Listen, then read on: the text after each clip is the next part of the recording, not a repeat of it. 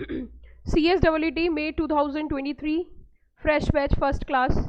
और जैसा कि आप जानते ही हो, अगर हम बात करें कंपनी लॉ की या हम बात करें लॉ की, तो सबसे पहले हमें ये जानना होगा कि जो हम पढ़ने जा रहे हैं उसमें कौन कौन से लॉज कवर हैं और कौन कौन से लॉ हमें पढ़ने हैं। अगर CSEET की सिलेबस की हम बात करें तो CSEET के अंदर जो सिलेबस दिया गया है वो दिया गया है कंपनी लॉ, उसी के साथ साथ आपका Indian constitution, Indian contract act, tort और element of company secretaries legislation. ये टोटल चैप्टर्स जो हैं आपके CSEET में कवर किए गए हैं। लेकिन उसे स्टार्ट करने से पहले हम बेसिक कुछ बातें समझेंगे, बेसिक प्रोविज़न कंपनी लॉ का समझेंगे, क्योंकि जब भी मैं कभी कोई भी एक्ट स्टार्ट कराती हूँ, कोई भी लॉ स्टार्ट कराती हूँ, तो उससे पहले उसका रूट मैप समझाती हूँ। क्या बोला मैंने? Route map. पहले हम सबसे पहले समझेंगे कि कंपनी लॉ का पूरा रूट मैप क्या है, या इस चैप्टर के अंदर हमें क्या क्या चीज़ें पढ़नी है। जब आपका ये रूट मैप कंप्लीट हो जाएगा तो उसके बाद ये जो नोट्स आपको नज़र आ रहे हैं ये क्रक्स नोटिंग है, इससे हम पढ़ेंगे, और डिटेल नोट्स आपकी बुक में भी हैं। एग्ज़ाम ओरिएंटेड पढ़ेंगे और एग्ज़ाम की जिस तरीके के एग्ज़ाम का पैटर्न है उसी बेसिस पर हम यहाँ पर क्वेश्चंस भी करते जाएंगे। अब हम जो स्टार्ट करने जा रहे हैं company law, you know very well, company secretary की जो आन बान शान है और पहचान है वो है कंपनी लॉ। क्या बोला मैंने? कंपनी सेक्रेटरी की जो आन बान शान और पहचान है ना, वो क्या है? आपका कंपनी लॉ। तो हम इसका आज बेसिक समझेंगे कि कंपनी लॉ एक्चुअल में है क्या। जीरो बेसिक से मैं समझा के लेके आ रही हूँ। सबसे पहले हम समझते हैं कि कंपनी जो है, एक्चुअल में जो कंपनी चलती है, कंपनी चलाने के पीछे क्या वजह रहती है, क्या कारण रहता है, या जो बिजनेस करते हैं उसको किस फॉर्म में बिजनेस कर सकते हैं। तो उसे समझने से पहले हम देखते हैं, सपोज करिए ये एक्स लिमिटेड, मैंने यहाँ पे कंपनी का नाम लिखा, मैंने यहाँ पे लिखा एक्स लिमिटेड। क्या लिखा मैंने? और ये जो एक्स लिमिटेड है बच्चों, ये एक शूज कंपनी है, मतलब जूतों की मैन्युफैक्चरिंग करती है, ये जूते बनाती है। Got the point? अब ये जो कंपनी जूते बनाती है, तो हम यहाँ पे थोड़ा सा ये समझेंगे कि अगर ये जूते बना रही है तो इसको फंड्स की जरूरत पड़ेगी। बिना पैसों के तो कोई भी कंपनी नहीं चल सकती। Got the point? सपोज करो, अब फॉर एग्जाम्पल मैं लेती हूँ, सपोज करो मेरा इंटरेस्ट है बिजनेस करने में, but I am indulge in whole time as a teacher, मैं पूरे तरीके से टीचिंग प्रोफेशन को डेडिकेटेड हूँ, तो I have no more time to do extra business और ऑल्टरनेटिव बिजनेस। मेरे पास इतना समय नहीं है कि मैं इसके अलावा कुछ और कर सकूँ, but I am more interested to do the shoe business. Then there is any alternative option available और नॉट? एक तरीका तो यह है कि सीधा फैक्ट्री खोलो और कंपनी स्टार्ट कर दो, मतलब जूते बनाने स्टार्ट कर दो। दूसरा तरीका यह है कि जो जूते बना रहे हैं, मैंने क्या बोला? जो जूते बना रहे हैं उन्हीं को पैसे दे दो। जो पहले से जूतों का व्यापार कर रहे हैं उन्हीं को पैसा दे दो। अब मुद्दा नंबर 1, मैम एक बात बताओ, मान के चलो हमने इस कंपनी को पैसा दिया, हमने इस कंपनी को अगर पैसा दिया तो इस चीज के क्या चांसेस हैं कि हमारे पैसे से हमें कुछ मिलेगा वापस? इट मीन्स कोई भी व्यक्ति, कोई भी पर्सन, कोई भी ऑर्गेनाइजेशन, कोई भी संस्था जब भी कभी पैसा लगाती है तो उसका ऑब्जेक्टिव रहता है, वो रहता है रिटर्न का। फॉर एग्जाम्पल, आप यहाँ पर बैठे हो, आप CS क्यों करना चाहते हो? आपका CS करने का क्या ऑब्जेक्टिव है? बताइए जल्दी से, आप CS क्यों करना चाह रहे हो? What is the objective, what is the intention to become a company secretary? Company secretary क्यों बनना चाहते हो? क्योंकि आप अपनी वेल्थ क्रिएट करना चाहते हो, आप अपना नाम बनाना चाहते हो, आप पैसे कमाना चाहते हो, इसीलिए आप क्या कर रहे हो? ये कोर्स कर रहे हो। इट मीन्स हर व्यक्ति का एक उद्देश्य है। फॉर एग्जाम्पल, मैंने कहा सपोज ये जो भैया बैठा है, मैंने कहा इनके पास लाखों रुपए हैं और इनको उन पैसे से पैसा कमाना है। अब इन्होंने क्या किया? गड्ढा खोदा, पैसे जमा कर दिए और फिर गड्ढा बंद कर दिया। अगले दिन सुबह जगे, गड्ढे में से पैसे निकाले, जितने डाले उतने ही निकले, या उसमें बढ़कर निकलेंगे? जितने डाले उतने ही निकलेंगे। इट मीन्स पैसे से पैसा नहीं आएगा।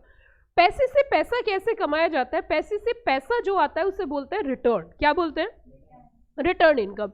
अब रिटर्न इनकम कितने तरीके की होती है वो भी मैं धीरे धीरे स्टेप बाय स्टेप आपको समझाऊंगी, लेकिन उससे पहले जरा हम समझते हैं। अब हमने कहा भैया एक और तरीका है कि क्या, कि भैया तुम्हें ना सीधा एक साइकिल उठाओ और उस पर 1-1 लाख रुपए की गड्डी टांग लो और चलो, किसी को पैसे चाहिए, ऐसे करके गली गली में भैया किसी को पैसे चाहिए, पैसे बिकाऊ हैं, ऐसे करके घूम रहे हैं। क्या कोई भी XYZ जो भी मिलेगा बोलेगा हाँ बिकाऊ है, हम खरीदेंगे तुम्हारे पैसे, कि इसके बदले मुझे रिटर्न मिलेगी? कि रिटर्न, हाँ हाँ रिटर्न भी मिलेगी, सब कुछ मिलेगा क्योंकि उसे पैसा लेना है। लेकिन इस चीज की क्या श्योरिटी है कि इनको रिटर्न मिलेगी? क्योंकि आप सभी तो जानते हो बाप बड़ा ना भैया, सबसे बड़ा, बस हो गया काम। इट मीन्स जैसे ही पैसा गया किसी के पास, इस चीज की कोई श्योरिटी नहीं है, ओ कौन सा तेरा नाम लिखा, नहीं लेगा, मेरा हो गया। मतलब पैसा एक ऐसी चीज है जिसके पास जाता है उसी के रंग में रंग जाता है। तो इट मीन्स इस चीज की इस भैया को कोई श्योरिटी नहीं है कि इसको रिटर्न मिलेगी। Are you got the point? अब देखिए जरा, ये जो कंपनी आपके सामने नजर आ रही है, कंपनी इस बात की श्योरिटी देती है, कंपनी इस बात की सिक्योरिटी देती है, और कंपनी इस बात की फुल श्योरिटी और गारंटी देती है कि भैया तुम अगर मुझे 1 भी रुपया दोगे, तुम मुझे अगर 1 भी रुपया दोगे तो बदले में मैं तुम्हें रिटर्न दूंगा, बदले में मैं तुम्हें रिटर्न दूंगा। अब इट मीन्स ये जब भी कभी कोई संस्था, जब भी कभी कोई ऑर्गेनाइजेशन, जब भी कभी कोई बिजनेस चलता है तो वो चलता है पैसे से। क्योंकि आपने सुना होगा, आपने पढ़ा होगा कक्षा 11वीं में कि जो आपकी मनी होती है, जो पैसा होता है, पैसा is a blood of business. बिना पैसे के कोई भी बिजनेस नहीं चल सकता, यू नो वेरी वेल। तो इट मीन्स यहां पर पैसे की जरूरत है। अब देखिए जरा समझिए दूसरी बात, पैसा 2 तरीके से इकट्ठा किया जाता है मैम, एक मेहनत की कमाई से, एक चोरी डकैती से नहीं। पैसा 2 तरीके से इकट्ठा किया जाता है। कोई भी संस्था, कोई भी ऑर्गेनाइजेशन पैसा 2 तरीके से इकट्ठा करती है। कैसे कैसे मैम? एक पैसा इकट्ठा करती है ऑनर्स फंड, एक पैसा इकट्ठा करती है borrowed fund. It means business में फंड रेज करने के there are 2 ways. How many ways? Come on reply fast. 2 ways. One is a honors fund and second one is a borrowed fund. Honors fund बोले तो हम बोलते हैं घराती, क्या बोलते हैं? और बोरोड फंड को बोलते हैं बराती। जो ऑनर्स फंड होता है उसे बोलते हैं घराती, और जो बोरोड फंड होता है उसे बोलते हैं बराती। अब जरा सुनना, जरा समझना, ये जो घराती होते हैं ये पेशेंस होल्डर होते हैं, इनके पास बड़ा ही सब्र होता है, ये बड़े सब्र के बंदे हैं, चुपचाप बैठे रहते हैं, बोलते हैं ये ले कंपनी पैसा, इससे तो बिजनेस कर ले, और बिजनेस करने के बाद, खर्चे काटने के बाद तेरे पास जो पैसा बचेगा वो तू हमको देना। हाँ बिल्कुल। इट मीन्स ये जो ऑर्गेनाइजेशन होती है, जो कंपनी फॉर्म में ऑनर्स फंड जो जाता है, ऑनर्स का मतलब क्या होता है जरा बताइए बच्चों जल्दी से। What do you mean by the honours? मालिक, यस और नो? और मालिक जो होते हैं, आप बताइए, आप जब भी किसी फंक्शन को आपने देखा होगा, एक होते हैं घर वाले, एक होते हैं बाहर वाले। तो जैसे ही खाना लगता है घर वाले टूट पड़ते हैं। हाँ जी बताइए ना, घर वाले टूट पड़ते, बाराती को ए रुको, बाहर रहो, बाहर डांस करो, हम खाना खा ले। या ऐसे होता है? कैसे होता है जरा बताइए जल्दी से। ऐसे होता है, पहले बारातियों को खिलाया जाता है और उसके बाद घर वाले खाते हैं। यस और no?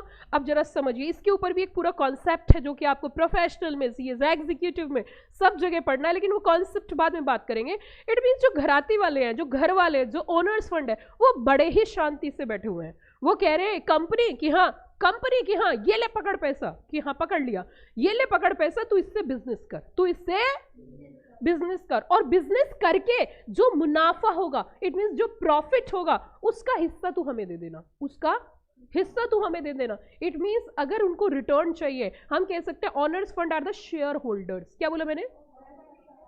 Honours fund are the shareholders. ले पैसा, ले लो पैसा, पैसा ले लो, और बदले में क्या दे दो बताइए ना जी ना, बदले में जूते दे दो, नहीं, शेयर्स। इट मींस यहाँ पे मनी जाएगी, यहाँ पैसा जाएगा कंपनी को, और बदले में क्या आएगा जल्दी बताइए? शेयर्स।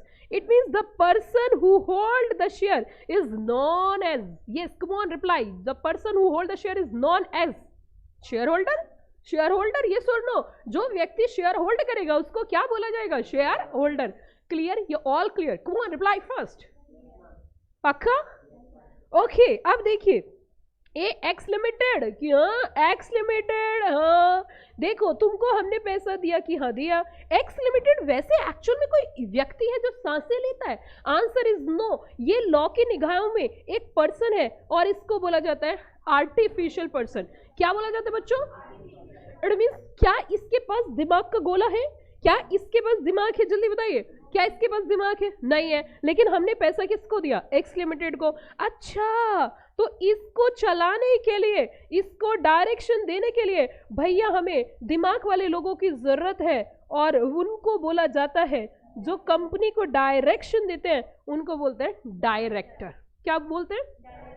कॉन्सेप्ट समझना, पूरे चैप्टर समझ में आ जाएगा, पढ़ाने लगोगे कुछ दिनों बाद टीचर बन जाओगे। अच्छा मैम, हाँ सच में। अब देखिए जरा, ये जो एक्स लिमिटेड है, एक्स लिमिटेड को डायरेक्शन देने के लिए, एक्स लिमिटेड को डायरेक्शन देने के लिए कैसे पर्सन की जरूरत है? कम ऑन रिप्लाई। एक थप्पड़ मारो गाल पे, थप्पड़ मारो। इट मींस आप देखिए, x limited is an artificial person, yes और नो? और आर्टिफिशियल पर्सन को कभी भी artificial person, it means artificial person को आर्टिफिशियल डायरेक्शन नहीं दे सकता। तो यहाँ पे एक बात, एक सिद्धांत सिद्ध हो जाता है, एक सिद्धांत सिद्ध हो जाता है कि डायरेक्टर जो होते हैं वो कैसे पर्सन होते हैं। क्या बात है बच्चों, यस बिल्कुल सही पकड़े हो। इट मीन्स डायरेक्टर जो होते हैं भाइयों और बहनों, ये कभी भी आर्टिफिशियल पर्सन क्यों नहीं होते? कम ऑन रिप्लाई। क्योंकि कभी भी आर्टिफिशियल पर्सन को डायरेक्शन या चला नहीं सकता। इसीलिए हम कह सकते हैं सिर्फ और सिर्फ नेचुरल पर्सन ही क्या बन सकते हैं? डायरेक्टर। अब पिक्चर में दो लोग आ चुके हैं, चलो जी चलो पिक्चर चलाते हैं, ए टू हट पिक्चर चलाते हैं। चलो एक वो है जिन लोगों ने पैसा दिया, एक वो है जो पैसे से चला रहे हैं। इट मीन्स जिन लोगों ने पैसा दिया हम उन्हें बोल सकते हैं shareholder. The person who hold the share is known as, yes come on, shareholder, yes और no? The person who hold the share is known as shareholder. Okay ma'am, अब देखिए जरा, क्या यहाँ पे एक वो लोग हैं जो पैसा दे रहे हैं, एक वो लोग हैं जो पैसे से बिजनेस कर रहे हैं? पैसे से क्या कर रहे हैं? आप मुझे एक बात बताइए, जो पैसे से बिजनेस कर रहे हैं, क्या ये डायरेक्टर बहुत ईमानदार आदमी है? क्या इनके मुंह पर लिखा है मैं ईमानदार हूं? Answer is no. क्या डायरेक्टर भ्रष्ट हो सकते हैं? क्या डायरेक्टर करप्ट हो सकते हैं? क्या डायरेक्टर के मन में पाप आ सकता है? बिल्कुल आ सकता है। इसीलिए ये डायरेक्टर की, हाँ, कि तेरे को अपनी मनमानी नहीं करनी है, हाँ कंपनी चलानी है तुझको, लेकिन अपनी मर्जी से। तो किसकी मर्जी से चलानी है? इधर चलो, किसकी मर्जी से? कौन बच्चा बताएगा? जो बच्चा बताएगा वो जीतेगा आज एक ओडी। यस बताइए जल्दी से, किसके हिसाब से कंपनी चलानी है? हाँ जोर से बोलो बच्चों, क्या कहा? यस आपने कहा मैम जी, मैंने कहा हाँ जी, कि मैम जी ये चलेगी कंपनी लॉ के हिसाब से। बिल्कुल सही जवाब आया। इट मीन्स हम नहीं जानते डायरेक्टर कौन है। डायरेक्टर को जो भी कदम रखना है, जो भी कंपनी को चलाना है, कंपनी को जो डायरेक्शन देनी है, वो किसके हिसाब से देनी है? Company law. ओके अब देखिए जरा, इधर सुनिए। इट मीन्स यहाँ पे जो फंड डिस्ट्रीब्यूट हुआ है, यहाँ जो पावर डिस्ट्रीब्यूट की गई है, पावर जो है वो दो पार्ट में डिस्ट्रीब्यूट की गई है। अच्छा एक बात बताइए, इस कंपनी को चलाने के लिए पैसा किसने दिया? जल्दी बताओ, पैसा किसने दिया? शेयर होल्डर्स ने। किसको दिया? कंपनी को। कंपनी को इनडायरेक्टली चला कौन रहा है? डायरेक्टर क्या है? Natural person. ले पकड़ डायरेक्टर, ले पकड़ पैसा पकड़। It means director are the responsible person to prepare financial statement. Ma'am, I don't know the financial statement. What do you mean by the financial statement? Really, I don't know. क्या आप जानते हो financial statement क्या होता है? Financial statement कक्षा 11वीं पढ़ी है? 11वीं 12वीं पढ़ी है? 12वीं पढ़ी है? बैलेंस शीट सुना है या सुना है? मैम क्लास 12th में यही किया है, 11th में सीखा है, 12वीं में बनाया। Okay, it means balance sheet, profit and loss account, trading and profit and loss account, cash flow statement, all are cover under the financial statement. और इवन सुनो बच्चों, अब देखो मैं इसका सेक्शन भी है याद करा देती हूँ, है मैम? हाँ, सेक्शन नंबर 2 क्लॉज 40 के अंदर डिफाइन किया गया है बच्चों। यही बात है, बस सेक्शन से बच्चों को बहुत डर लगता है और मुझे बहुत प्यार है सेक्शन से। फाइनेंशियल स्टेटमेंट, क्या बोला मैंने? Financial statement is defined under section 2 clause 40। Ma'am जी सुनिए मैम इसे कैसे याद करेंगे? कोई तरीका बताओ ना मैम। हाँ बिल्कुल तरीका बताती हूँ। फाइनेंशियल स्टेटमेंट सुनिए जरा ध्यान से, सुनो गौर से दुनिया वालों, बुरी नजर ना हम पे डालो। अब देखिए जरा, एक होता है फाइनेंशियल स्टेटमेंट और एक होता है financial year. You know what do you mean by the financial year? It starts from 1st of April comes to and 31st of March. जानते हो ना? तो देखिए बच्चों, प्यारी बच्चियों, इधर देखिए सेक्शन 2 क्लॉज 41 41। क्या बोला मैंने? हिंदी जानते हो? अच्छा, एक बच्चा दुकान पे गया, दुकान पे जाकर बोलता है कि अंकल मेरे एक्सचेंज दे दीजिए। अंकल ने उधर से 49 दिए, मतलब 49 रुपये दिए। हाँ, और बच्चा बोलता है नहीं अंकल मेरे को तो 49 ही चाहिए। बच्चा अंकल बोल रहे ले बेटा 49 रुपये। नहीं अंकल मेरे को 49 रुपीज़ चाहिए। वो वाले बच्चे तो नहीं है, नहीं ना, ठीक है। 41 41 41। अब जरा सुनो, अब देखना ये क्या टेक्निक है, ये वैदिक टेक्निक बोली जाती है, ये दिमाग को खोलने के लिए, आसान करने के लिए चीजों को। अब सुनो जरा, जैसे ही मैं बोलूं डेफिनेशंस, जैसे ही मैं बोलूं डेफिनेशंस, समझ लेना सेक्शन नंबर 2। जैसे ही मैं बोलूं डेफिनेशन समझ लेना भाई और बहना सेक्शन नंबर 2 और सेक्शन 2 क्लॉज 41। 41 एकता लाने के लिए आया। जितनी भी कंपनीज है, all companies are required to follow the same financial year. Clear? 41 मतलब एकता लाने के लिए जितनी भी कंपनीज हैं, ऑलमोस्ट सब कंपनीज एक ही ईयर फॉलो करती है, that is the financial year. क्या बोला मैंने? Financial year. अच्छा, फाइनेंशियल ईयर में क्या बनाए जाते हैं? Financial statement. Financial statement prepare किए जाएंगे किसमें? फाइनेंशियल ईयर में। तो जस्ट ईयर से पहले क्या आ गया? Financial statement. Section 2 clause 40, section 2 clause 41 financial year. कैसे याद किया? 41 मतलब एकता लाने के लिए, तो क्या हो गया? 41। उसी के साथ साथ 40 में क्या है? Financial statement. Section 2 clause 40। Ma'am जी याद कैसे करें? सेक्शन 2 याद करने की जरूरत नहीं है। All definitions under company act are defined under section number 2। Okay, 40 40 और 40 के बाद 41। 41 में क्या है? Financial year. फाइनेंशियल ईयर में क्या बनाए जाते हैं? Financial statement. क्लियर? समझ है?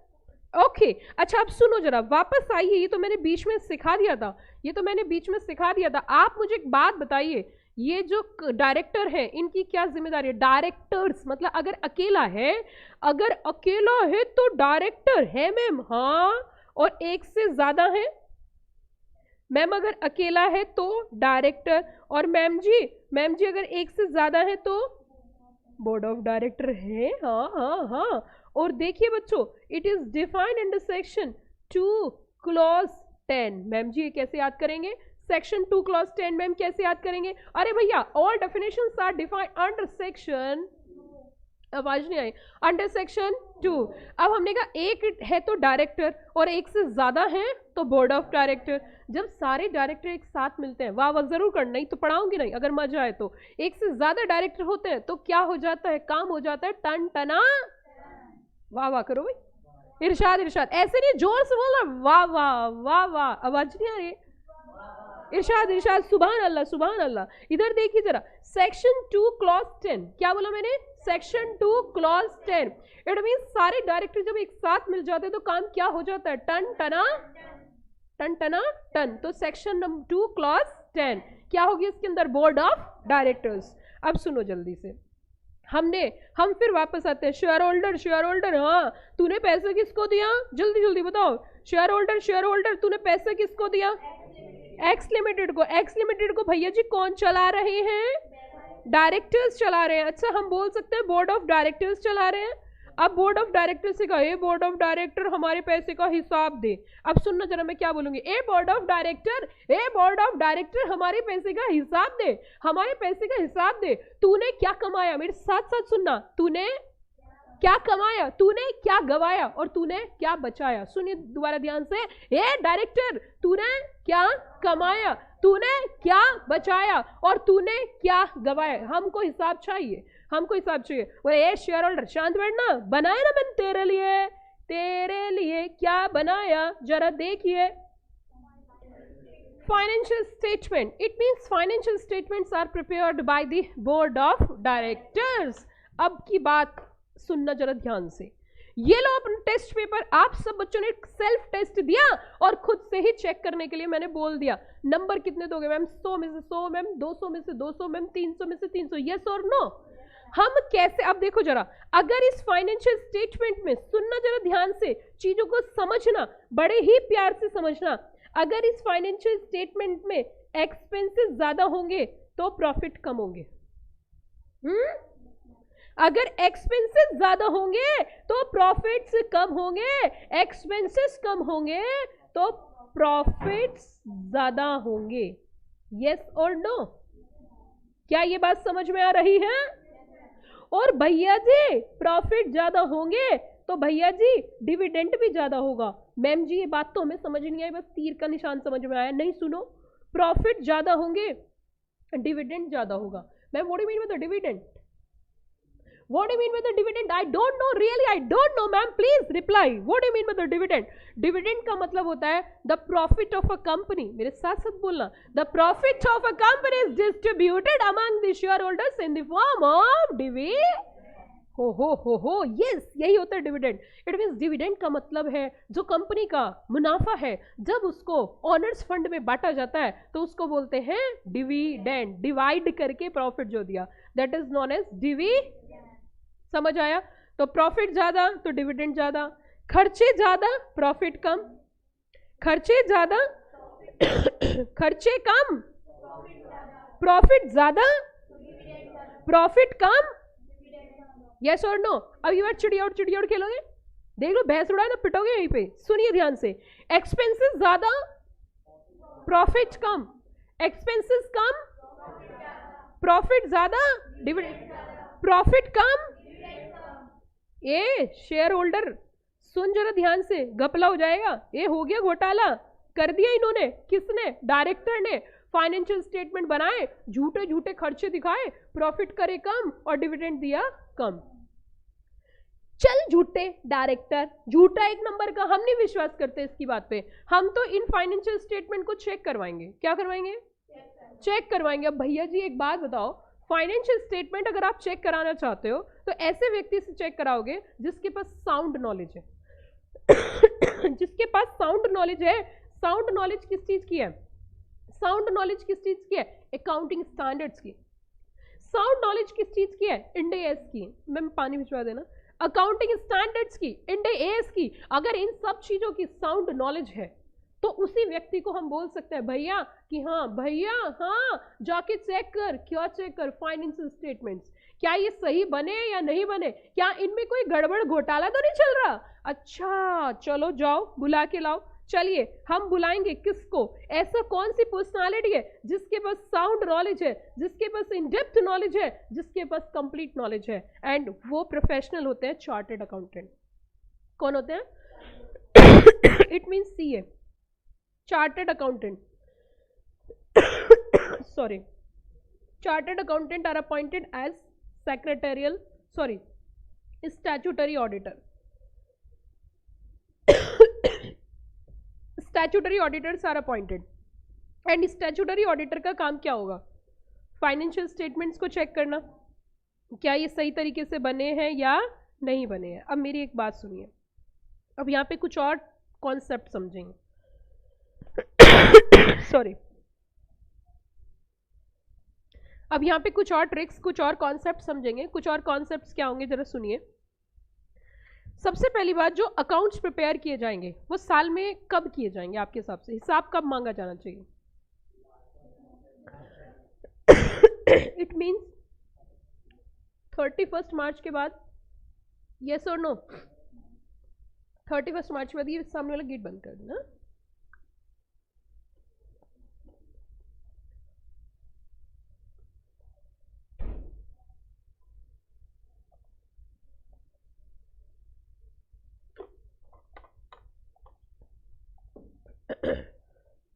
ये 31 मार्च के बाद है ना। इट मीन्स हम कह सकते हैं 31 मार्च के बाद। 31 मार्च को ईयर एंड होता है, राइट? 31 मार्च को ईयर एंड होगा, तो 31 मार्च के बाद ही अकाउंट्स प्रिपेयर होंगे। यस और नो? अब ये अकाउंट्स जब प्रिपेयर होंगे तो अकाउंट्स की चेकिंग 31 मार्च से पहले होना चाहिए, 31 मार्च के बाद होना चाहिए? बाद में ही होना चाहिए, सिंपल सी बात है। तो ये वाला जो टाइम होगा 31 मार्च के बाद अकाउंट्स की चेकिंग की जाएगी।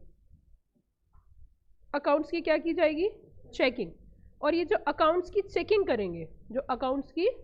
करेंगे, वो कौन होंगे?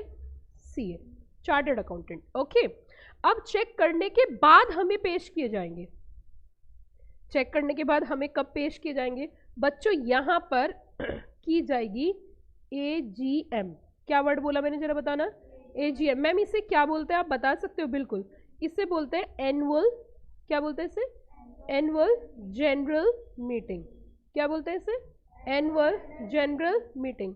ये जो एनुअल जनरल मीटिंग होती है, इस एनुअल जनरल मीटिंग को क्यों कराया जाता है और ये कब होती है और कैसे होती है, जरा समझते हैं। हमने कहा जी हमने पूरा का पूरा पैसा, देखो कॉन्सेप्ट समझा रही हूँ, चैप्टर नहीं पढ़ा रही, अभी जीरो बेसिक बता रही हूँ। फिर ये सारी चीजें आपको जब चैप्टर में देखने को मिलेगी तो आपको पढ़ने में बहुत मजा आएगा। इसके बिना आप चैप्टर सही तरीके से पढ़ ही नहीं सकते। This is a zero basic concept clarity. Okay, अब सुनो जरा, पैसा हमने किसको दिया? जल्दी जल्दी बताओ। अब कंपनी को, कंपनी को डायरेक्शन किसने दी? डायरेक्टर्स ने। हमने हिसाब किससे मांगा? डायरेक्टर्स से। फाइनेंशियल स्टेटमेंट किसने बनाए? Board of directors. हमने चेकिंग किससे करवाई? सीए से। अब चेकिंग तब होगी जब अकाउंट्स प्रिपेयर हो जाएंगे। अकाउंट्स प्रिपेयर किसके बाद होंगे? 31 मार्च तक क्लोज हो जाएगा, अकाउंट्स प्रिपेयर हो जाएंगे। उसके बाद चेकिंग होगी। चेकिंग होने के बाद कंपनी बुलाएगी, चलो बुलावा आया है। क्या बोला मैंने, जरा बताना? चलो बुलावा, कंपनी ने बुलाया है। चलो बुलावा आया है और कंपनी ने बुलाया है। अब बुलाया जाएगा, कंपनी के पास जाएंगे। ओके, इट मीन्स बुलावा क्यों आया है? बुलावा क्यों आया है और शेयर होल्डर्स को क्यों बुलाया है? हर एक शेयर होल्डर हर साल बोलता है, भैया डायरेक्टर जनवरी में बोल रहा है तूने मेरे पैसे से कितना कमाया, कितना गवाया, कितना बचाया, मुझे जवाब दे। फिर फैब में बोलता है मुझे जवाब दे। फिर मार्च में बोलता है मुझे जवाब दे। ओ भैया तसल्ली कर, एक दिन डिफाइन करेंगे, एक दिन तुझे बुलाया जाएगा, तुझे सारी बातें बताई जाएंगी, तुझे सब चीजें समझाई जाएंगी। उसके बाद तू वहां पर आना और तेरी जो भी क्वेरीज हैं, तेरे जो भी क्वेश्चंस है, तेरी जो भी समस्या है वो सब सुलझाई जाएगी। लेकिन उसके लिए एक दिन डिफाइन किया जाएगा, तेरे को उसी दिन आना पड़ेगा और अपनी सारी प्रॉब्लम सुन लेना। अब मुद्दा ये उठता है कि इट मीन्स एजीएम के अंदर क्या क्या काम होंगे वो जरा देखते हैं। क्या क्या काम किए जाएंगे वो जरा समझते हैं। क्या क्या काम किए जाएंगे वो जरा देखते हैं। सबसे पहले जो अकाउंट्स प्रिपेयर किए उनको अडॉप्ट किया जाएगा। क्या बोला मैंने? Adoption of accounts. सुनना जरा ध्यान से, क्या बोला मैंने? Adoption of accounts. दूसरा काम कंपनी किसकी है? शेयर होल्डर्स की। कंपनी को चला कौन रहे हैं? डायरेक्टर्स। तो डायरेक्टर्स को अपॉइंट भी कौन करेगा? बताइए जल्दी से। हाँ जी, शेयर होल्डर्स। तो डायरेक्टर्स का क्या होगा? अपॉइंटमेंट। डायरेक्टर्स का क्या होगा? अपॉइंटमेंट। उसी के साथ डेक्लेरेशन ऑफ डिविडेंड। क्या बोला मैंने? Declaration of, come on reply fast, declaration of dividend. Declaration of dividend, very good, beautiful. और ऑडिटर अपॉइंटमेंट। ऑडिटर को भी अपॉइंट डायरेक्टर्स करेंगे या शेयर होल्डर? सोच के बताइए। डायरेक्टर्स अपॉइंट करेंगे ऑडिटर को। ऑडिटर कौन? Chartered accountant. Chartered accountant is appointed as auditor of company who check all the financial statements, yes or no, and give true and fair view. Clear? You all clear? तो it means auditor का appointment भी कौन करेंगे? Share holders. कौन करेंगे? अगर मैं आपसे बोलूँ अपना चेकिंग वाला एग्जामिनर आप खुद ही अपॉइंट कर लो तो आप अपने हिसाब से अपॉइंट करोगे। इसीलिए यहाँ पे auditor is appointed by the share holders. बताइए क्या क्या काम हुए? ए डबल डी ए, फिर से बोलिए, A double D A double D A double D A double D A double D A. अड्डा क्या हुआ? ये अड्डा। A for adoption of accounts, D for director appointment, D for declaration of dividend, A for auditor appointment. ये सारे के सारे काम किए जाएंगे। ये सारे के सारे काम किए जाएंगे और कहां पर किए जाएंगे? एजीएम। इसको एजीएम क्यों बोलते हैं? क्योंकि ये एनुअली करना जरूरी होती है, क्योंकि ये एनुअली करना जरूरी है, इसीलिए इसको क्या बोलते हैं? एजीएम। क्या बोलते हैं बच्चों? एजीएम। एजीएम बोले तो एनुअल जनरल मीटिंग। ओके, अब देखिए जरा हमने कहा ये कब कब होगा? एजीएम कब होनी चाहिए? एजीएम का टाइम डिफाइन किया गया कि भैया विद इन आगे वैसे प्रोविजंस पढ़ाऊंगी मैं, within 6 months from the date of closing of its financial year. और भी बहुत सारे एजीएम के प्रोविजंस हैं, वो डीप में पढ़ेंगे, लेकिन अभी बस एजीएम के बारे में आप समझो। क्या ये बात समझ में आ गई? क्या एजीएम समझ में आया? एजीएम क्या होता है? क्या चार्टर्ड अकाउंटेंट मतलब स्टैट्यूटरी ऑडिटर समझ में आया कौन होते हैं? ओके, अब देखिए दोबारा से, यहाँ पे जो पैसा दिया था इनको बदले में क्या मिले थे? शेयर्स, है ना। और शेयर्स के ऊपर रिटर्न के रूप में क्या मिलता है? वेरी गुड, अब आपको याद आ गया, शेयर्स को डिविडेंड के रूप में, सॉरी रिटर्न के रूप में जो दिया जाता है कंपनी की तरफ से, उसे बोलते हैं हम क्या? डिविडेंड। ओके, डिविडेंड दिया जाता है, बहुत बढ़िया। उसी के साथ साथ डायरेक्टर्स जो होते हैं, डायरेक्टर्स को कलेक्टिव बॉडी को क्या बोलते हैं? Board of directors. Board of directors are defined under section 2 clause 10। Financial statements are defined section 2 clause 40। Financial year is defined section 2 clause 41। Okay, ये सारा कॉन्सेप्ट था जो मैंने आपको बताया। अब धीरे धीरे स्टेप बाय स्टेप हम कंपनी के वाले चैप्टर की ओर बढ़ेंगे और बहुत सारी चीजें हम समझेंगे। सबसे पहले स्क्रीन पे आपको नजर आएगा कंपनी शब्द, कि कंपनी क्या है। कंपनी किसे बोलते हैं? कंपनी भाई और बहनों, मित्रों और सखियों, दो शब्दों को मिला के बना। एक है कम और दूसरा है पनीस। क्या बोला मैंने, जरा बताना। एक है कम और दूसरा है बच्चों पनीस, तो इसे क्या बोलते हैं? कंपनी। क्या बोलते हैं? कंपनी। कम प्लस पनीस। फिर से बताइए, कम प्लस, आवाज नहीं आई, कम प्लस पनीस बोले तो कंपनी। इट मीन्स कम का मतलब होता है कमिंग टुगेदर। क्या बोला मैंने? Coming together. और पनीस का मतलब होता है meal and bread. Meal and bread. What do you mean by the meal and what do you mean by the bread? It's a profit. Yes. या ब्रिटेन या bread, no. Meal and bread का मतलब यहाँ पे क्या है? Profits. It means यहाँ पर लोग इकट्ठा हो रहे हैं। हाँ जी, इकट्ठा हो रहे हैं, लेकिन इकट्ठा किस चीज के लिए हो रहे हैं? इकट्ठा किस चीज के लिए हो रहे हैं? प्रॉफिट्स के लिए। Okay good. इट मीन्स लोग यहाँ पे इकट्ठा हो रहे हैं, लेकिन इकट्ठा किस चीज के लिए हो रहे हैं? प्रॉफिट्स के लिए इकट्ठा हो रहा है। ओके, अब देखो अगली बात, अब सुनो जरा। यहाँ पे इन्होंने कहा कंपनी इज एन, क्या नजर है आपको? Company is an association of persons who are working together to earn profit. It means company क्या है? एक एसोसिएशन ऑफ पर्सन है जो कि काम करती है किसके लिए? Earning profits. Company is an association of persons who are working together to earn profit. अब देखो, बिजनेस करने के दो रास्ते होते हैं बच्चों। बिजनेस करने के दो रास्ते होते हैं। बिजनेस करने के कितने रास्ते होते हैं? दो रास्ते होते हैं। एक होता है रास्ता नंबर 1 और दूसरा होता है रास्ता नंबर 2। वन इज द रास्ता number 1 and second one is the रास्ता नंबर 2। लेकिन इसमें आगे बढ़ने से पहले मुझे आपको एक छोटी सी स्टोरी सुनानी पड़ेगी। स्टोरी सुनोगे? ठीक है, तो अभी स्टोरी सुनते हैं, जरा सुनिए। स्टोरी बच्चों कुछ इस तरीके की है। स्टोरी कुछ इस तरीके की है कि आपका क्या नाम है? दीपा। दीपा जो है गोलगप्पे की बहुत शौकीन है, बहुत ज़्यादा शौकीन है, और गोलगप्पे वो एक साथ 100 खा लेती है। अच्छा ठीक है, अब क्या हुआ कि दीपा कोचिंग क्लासेस में आती है U112 third floor CS, third and second floor of CS physics classes Delhi Laxmi Nagar. ठीक है, यहाँ पर CS की कोचिंग करने आती है, और नीचे हमारे नीचे जाओगे आप, यहाँ पे सामने आपको एक गोलगप्पे वाला नजर आएगा, और उस गोलगप्पे वाले का नाम जो है वो जो है उसका नाम है कॉमर्स गोलगप्पे वाला। क्या नाम है? और ऐसा कुछ सिद्धांत है कि जो उसके एक बार गोलगप्पे खा लेता है वो पक्का CMA बन जाता है, ऐसा कुछ सिद्धांत है। अब दीपा क्या रेगुलर जाती है 10 का नोट लेके और नीचे गोलगप्पे खाती हैं। अब दीपा जैसे नीचे गई वैसे 10 का नोट दिया और गोलगप्पे खाने स्टार्ट किया। पहला गोलगप्पा जैसे दीपा ने खाया तो बड़ा अच्छा लगा उन्हें, और दूसरा गोलगप्पा खाया तो बोली यम्मी, ऐसे करके आंखें बंद हो गई, इतना टेस्टी था। और जैसे ही दीपा की आंखें बंद हुई गोलगप्पे वाला वहां से भाग लिया। अब जैसे गोलगप्पे वाला वहां से भाग लिया, दीपक गोलगप्पे वाले के पीछे दौड़ रही है, भैया मेरे 2 गोलगप्पे दे के जाना। भैया लेकिन रुक नहीं रहा है, भैया पूरी तेज दौड़ रहा है। भैया बोल रहा है दीपा दौड़ो, तुम मेरे पीछे दौड़ो। अब वो ऐसे करते करते दीपा उसके पीछे दौड़ती जा रही है, V3S मॉल तक पहुंच गई।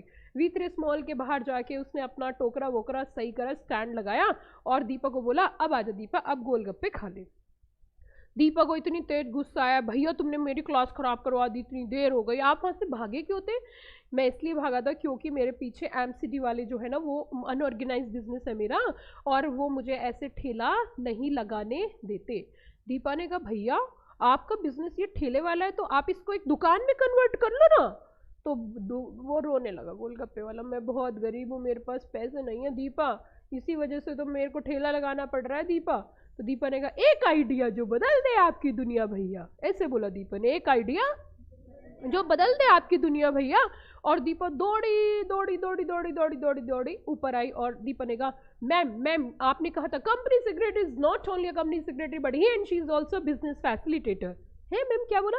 Company secretary is not only a company secretary but he and she is a business facilitator. अच्छा हाँ, अच्छा चलो ठीक है, बिजनेस फैसिलिटेटर है, चलो सही है। तो मैम सच्ची बताओ मैम, नीचे जो कॉमर्स वाले भैया है ना, गोलगप्पे वाले, मैम उनको ना, मैम उनको देख के आपको रोना आ जाएगा मैम। उनको कोई ऐसा जुगाड़ बताइए कि उनका बिजनेस अनऑर्गेनाइज से ऑर्गेनाइज हो जाए, दुकान खुल जाए। मैंने कहा हाँ बड़ा सिंपल है, तुम बुला के लाओ उसे। अब वो भैया आए, हाँ मैंने पूछा हाँ भैया शादी हो गई? मैम शादी तो वही करेगा नहीं, क्योंकि मैम आपको पता है मैं तो दुकान लगाता हूँ। अच्छा मैंने कहा तू रो मत, तू हंसेगा, तेरी शादी होगी, चिंता मत कर। मैंने कहा तेरा कोई दोस्त वोस्त है कि? हाँ मैम मेरा तो बस एक ही दोस्त है मैम, लेकिन मैम वो तो पता है, वो तो पता है मैम, वो तो सुल्फा पीता है, वो तो गांजा पीता है, वो तो विस्की वाइन हीरोइन कोकीन सब लेता है। मैंने कहा कोई दिक्कत नहीं है, करीना कपूर नहीं है इधर हीरोइन का मतलब, इधर हीरोइन का मतलब क्या है? नशीला पदार्थ का सेवन करता है, ऐसा दोस्त है इतना बिगड़ा हुआ। मैंने कहा ठीक है कोई नहीं, तू अपने दोस्त को बुला के ला। मैंने जब गोलगप्पे वाले का दोस्त आया, मैंने उससे कहा कि भैया कि हाँ आप क्या हीरोइन लेते हो? हाँ लेता हूँ। कोकीन लेते? हाँ लेता हूँ। ओके ठीक है, मैं तुम्हारा सब जुगाड़ करवाऊंगी, तुम्हें बस एक काम करना है। कि क्या करना है?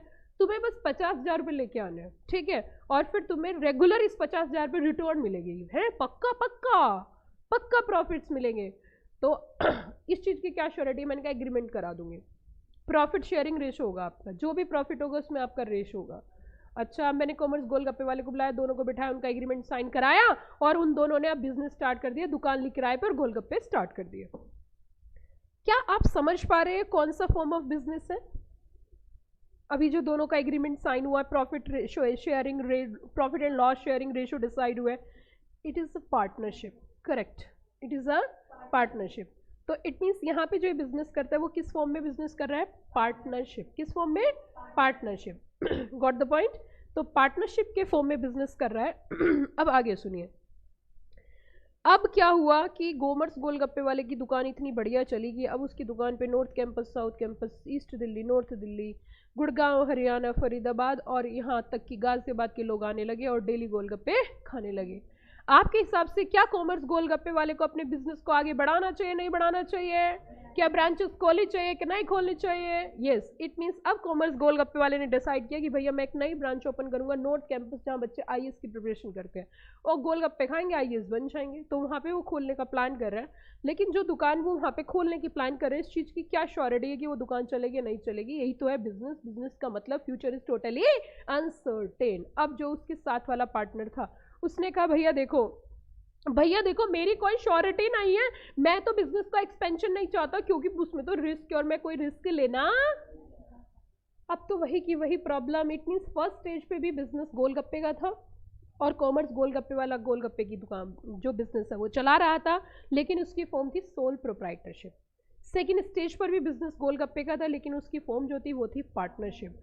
थर्ड स्टेज पे बिजनेस एक्सपेंड करना चाहते हैं but the another partner is not interested to expand the business, then what is another option is available? Is there any option available?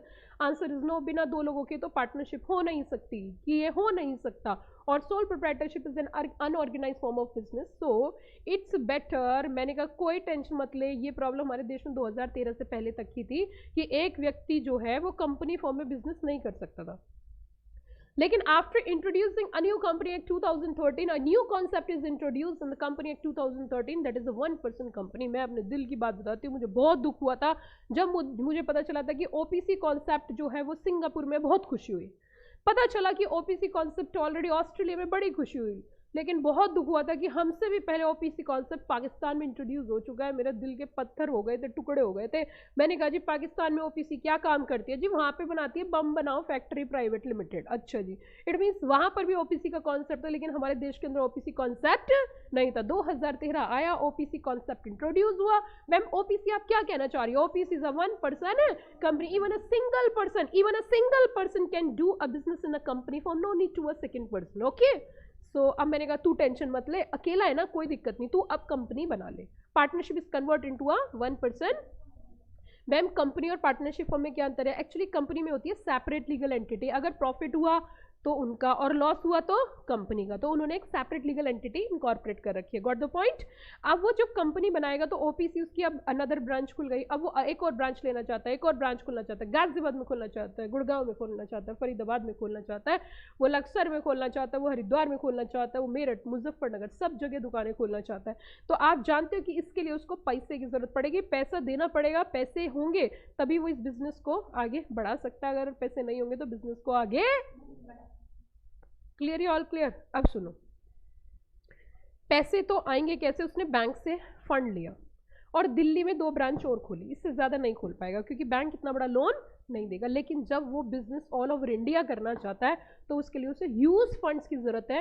And अगर उसने दिल्ली में दोनों जगह दुकान खोली तो OPC is convert into a normal private company. किसमें convert कर ली, नॉर्मल। और उस समय उसकी शादी भी हो गई, वो है, उसकी बीवी है, दोनों डायरेक्टर है और दोनों ही मेंबर है। लेकिन अब मुद्दा उठता है कि अगर वो पूरे देश के अंदर अपना बिजनेस करना चाहता है, कंपनी खोलना चाहता है, तो वो कैसे खोल सकता है, इसके लिए उसे बहुत सारे पैसे की जरूरत पड़ेगी और कोई भी एक बैंक या फिर फाइनेंशियल इंस्टीट्यूशन इतना सारा फंड नहीं देंगे। भाई और बहनों, ऐसी स्थिति में एक ही ऑप्शन है कि जनता के पैसे से जनता के लिए बिजनेस किया जाएगा, जनता के पैसे से जनता के लिए बिजनेस किया जाएगा, और वो है बच्चों पब्लिक कंपनी।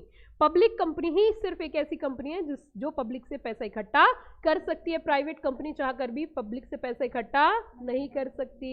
इट मीन्स, आप मुझे एक बात बताइए, फर्स्ट स्टेज पे बिजनेस किस चीज का था, कम ऑन रिप्लाई, सोल प्रोप्राइटरशिप। लेकिन बिजनेस किस चीज का था, गोलगप्पे का था और फॉर्म थी सोल प्रोप्राइटरशिप।